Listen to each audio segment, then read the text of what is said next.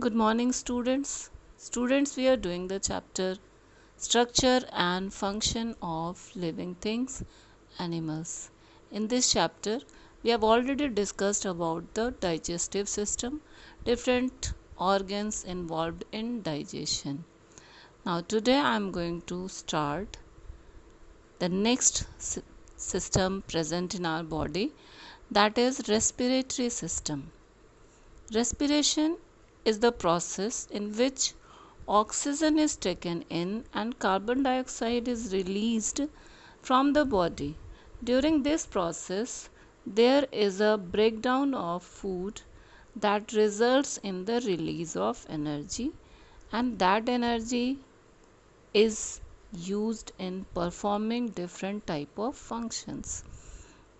Our respiratory system has different organs for different functions. They are nasal cavity, pharynx, windpipe, and lungs. The first organ of our respiratory system is the nasal cavity. Air enters the nose through the nasal cavity.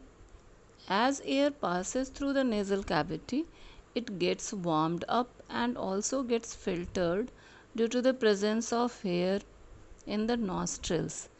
These hairs stop the dust and germs from entering the respiratory system.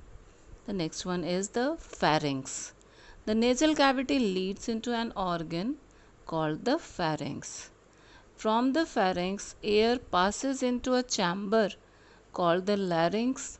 The larynx produces sound, and that's why it is known as voice box. The opening of pharynx into the larynx is guarded by a valve called the epiglottis, and this epiglottis closes the opening when we take in the food and open it during breathing. This is the function of epiglottis.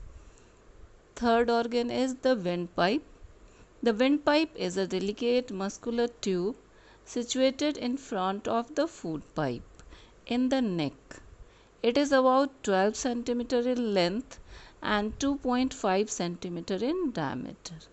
The windpipe gets divided into two parts called bronchia, and as it enters into the lungs in the chest cavity.